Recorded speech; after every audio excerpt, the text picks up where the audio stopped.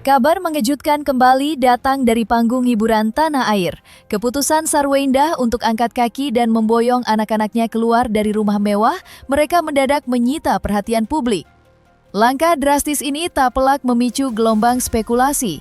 Ada apa sebenarnya dengan istana yang dulu mereka bangun bersama? Di balik kepindahan tersebut, muncul pengakuan emosional dari pihak Sarweindah mengenai rasa tidak aman, teror debt collector, hingga bayang-bayang dugaan rumah yang terancam dilelang bank. Namun narasi tersebut tak lantas diterima begitu saja. Pihak Ruben Onsu tak tinggal diam dan langsung memberikan tanggapan menohok guna meluruskan simpang siur fakta yang beredar di masyarakat. Agar tidak terjebak dalam opini liar, berikut adalah 5 fakta kunci di balik keputusan Sarweindah pindah rumah hingga reaksi panas dari pihak Ruben Onsu.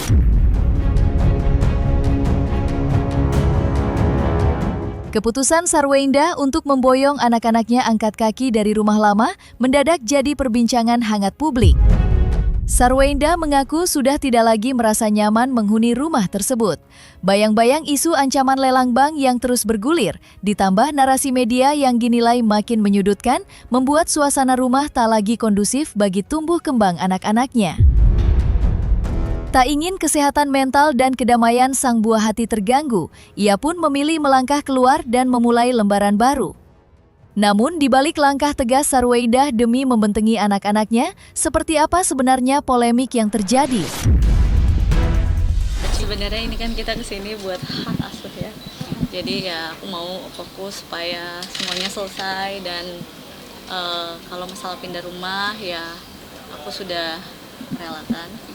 Jadi aku mau hidupnya lebih tenang, lebih damai, anak-anak juga lebih tenang, lebih damai. Jadi semoga bisa menjadi berkat yang baru lagi. Doain semoga aku bisa bekerja untuk anak-anak pastinya. Prinsipnya bahwa rumah itu membuat anak-anak dan Bu Endah tidak nyaman dengan pemberitaan satu. Ya, yang kedua, rumah itu sudah ada surat dari bank juga, ya, bahwa akan ada rencana lelang juga. Ya, jadi rumah ini kan bagian dari Gonogini sebenarnya. Ya.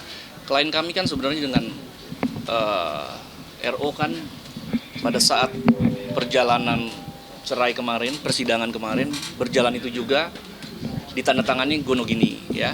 RO mendapatkan 2 aset, klien kami mendapatkan 2 aset. Tetapi aset yang didapat RO adalah aset yang clean and clear, tidak ada permasalahan di bank. Ya. Ternyata yang diberikan kepada klien kami ini bermasalah di bank, yang nilainya cukup fantastis. Ya. Klien kami tidak mau terseret lagi dengan pusaran itu, klien kami dengan finansial yang sudah mandiri, ya, klien kami lebih baik pindah untuk mencari apa? Mencari kebahagiaan lah dengan anak-anak. Sehingga mohon dihormati saja prosesnya bagaimana dengan bank, yaitu urusan nanti kami, lawyer yang menangani. Ya. Yang penting Bu Endah tidak mau lagi ditarik-tarik kesannya ini masih punyanya RO segala macam, itu sebenarnya sudah clear. Tetapi nggak tahu siapa yang memframing, siapa yang membalikan, seakan-akan klien kami sangat bergantung dari rumah itu. Tidak, malah yang ada sekarang klien kami ini mendapat informasi bahwa klien rumah itu sudah harus dilelang. Polemik kepindahan rumah Sarweindah kini merembet ke urusan komunikasi yang makin memanas. Di tengah sorotan publik, Sarweindah menegaskan bahwa dirinya tak pernah berniat menutup akses Ruben Onsu untuk bertemu anak-anak. Ia mengaku sudah beritikat baik dengan mengirimkan pesan singkat berisi alamat rumah barunya langsung kepada sang mantan suami. Namun, pengakuan tersebut justru memicu reaksi berlawanan dari pihak Ruben Onsu. Melalui kuasa hukumnya, Ruben menyanggah keras kronologi tersebut dan menyebut pesan alamat baru itu baru dikirim setelah kabar kepindahannya terlanjur viral di media, bukan sejak awal sebelum angkat kaki. Saling klaim dan silang pendapat soal chat WhatsApp ini pun makin memantik tanda tanya. Siapa sebenarnya yang memegang fakta sebenarnya?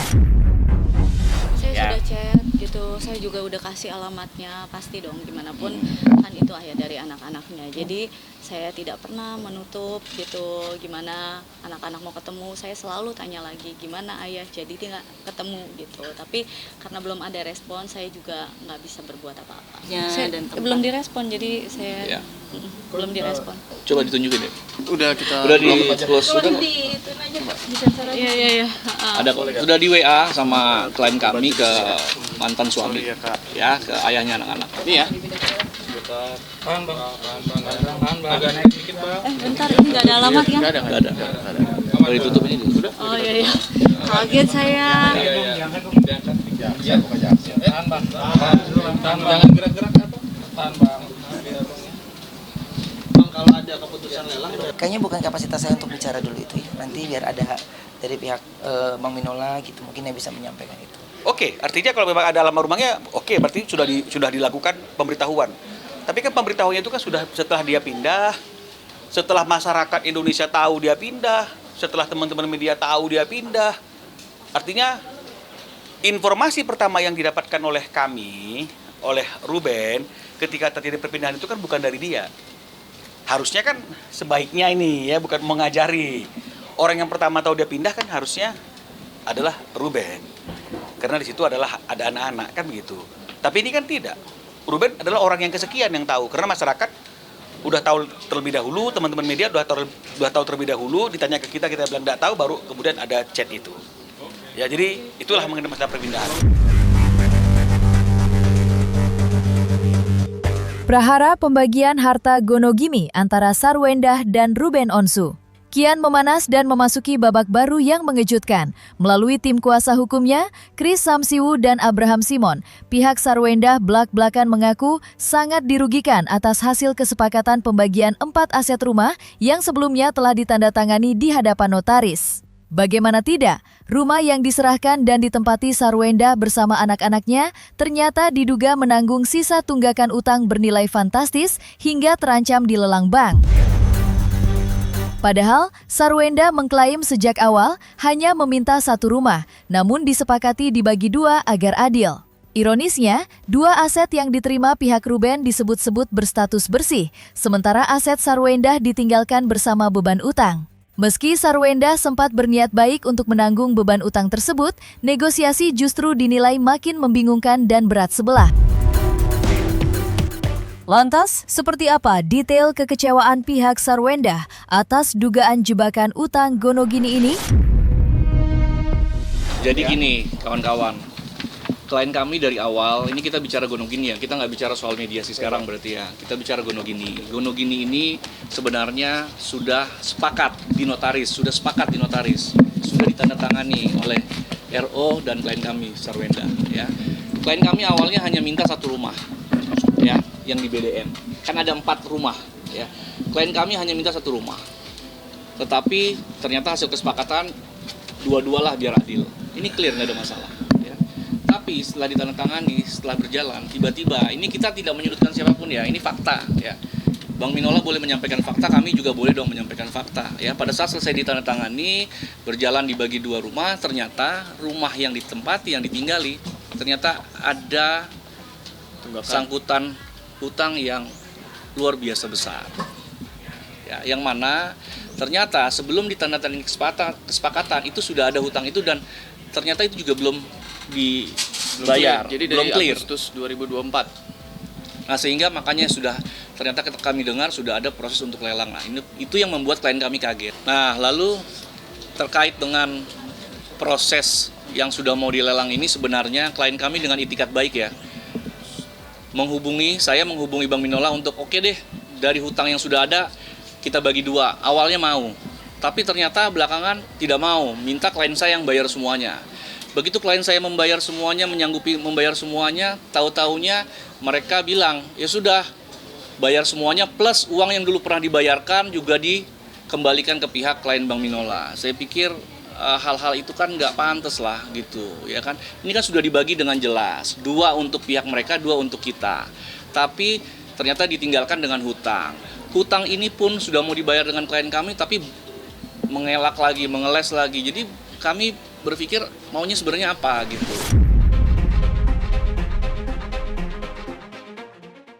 Isu liar mengenai rumah mewah yang terancam disita dan dilelang bank akhirnya mendapat jawaban menohok dari pihak Ruben Onsu. Tak tinggal diam melihat berbagai narasi yang dinilai menyudutkan, tim kuasa hukum Ruben Onsu secara tegas menepis seluruh tuduhan terkait adanya kredit macet hingga ancaman lelang resmi. Berdasarkan konfirmasi langsung ke pihak bank bersangkutan, status kewajiban pinjaman tersebut dipastikan masih dalam proses penyelesaian secara berjalan. Pihak Ruben juga menegaskan tidak pernah menerima surat teguran kelima atau calling 5 yang menjadi syarat baku prosedur lelang. Bantahan ini sekaligus menepis kabar yang menyebut adanya iktikat tidak baik dalam pembagian aset Gonogini.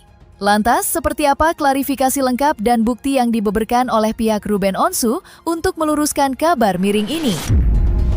Makanya, kita kan ngomong itu kan harus berdasarkan fakta, ya. Kita boleh ngomong apa saja, ya, karena seperti lagu mengatakan memang lidah tak bertulang, kan begitu, ya, gampang ngomong apa saja, ya. Tapi kami kan tidak bisa menanggapi itu tanpa melakukan cross-check kepada pihak bank. Dan seperti yang kami sudah sampaikan dan sudah saya sampaikan juga dalam VT saya di Instagram saya, setelah kami berkomunikasi dengan pihak bank, menanyakan sampai mana sekarang tahap proses kreditnya Ruben Onsu di bank tersebut, jawaban daripada pihak bank, ya bank yang artinya yang memang ngurusi kredit yang tidak lancar itu masih dalam proses penyelesaian. Jadi kalau memang misalnya kemudian ada calling 1, calling 2, calling 3, calling 4, calling 5, mana bukti calling 5-nya mana? Mana, tunjukkan dong. Terus apakah masuk akal Ruben sebagai krediturnya, sebagai nasabahnya, dia nggak mendapat yang namanya surat calling 5? Kan harusnya dapat. Ruben belum pernah mendapat yang namanya calling 5 gitu loh, ya. Dan ketika kami kemarin bertanya tentang sejauh apa sekarang prosesnya, jawabannya juga yang saya sudah tunjukkan di VT saya itu masih dalam proses penyelesaian. Ketegangan kian memuncak setelah Sarwenda belak-belakan mengaku bahwa rumah Cilandak tempat tinggal yang ditempatinya sebelum memutuskan pindah beserta seluruh perabot di dalamnya merupakan hasil keringat dan uang pribadinya sendiri. Pernyataan tersebut rupanya langsung memicu reaksi keras dari pihak Ruben Onsu. Merasa ada narasi yang dinilai keliru dan disebarkan ke publik, pihak Ruben tak tinggal diam dan menegaskan siap membongkar seluruh bukti serta fakta sebenarnya di balik status rumah Cilandak tersebut. Sikap tegas dari pihak Ruben seolah memberi sinyal bahwa ada tabir cerita yang belum sepenuhnya terkuak ke masyarakat. Lantas, fakta dan bukti apa yang siap dibongkar pihak Ruben Onsu untuk menjawab klaim rumah Cilandak tersebut? Jadi, kita sudah punya fakta untuk mengcounter statementnya dia di podcastnya Richard Lee yang mengatakan bahwa rumah itu isiannya adalah dari dia. Nah, kan kalau misalnya dia ngomong sesuatu yang nggak ada kan artinya kan dari dia kan berarti kan mengecilkan Ruben. Dan akhirnya menimbulkan pertanyaan, betul tidak? Dia apa yang kerja lakinya kan begitu. Nah, jadi oleh karena itu kami ingin meluruskan. Nah, informasi itu nanti kita kasih tahu. Pasti kita pengen kan ekspresi mengedepankan estetika. Kan disampaikan. Jelas tadi mendengarkan.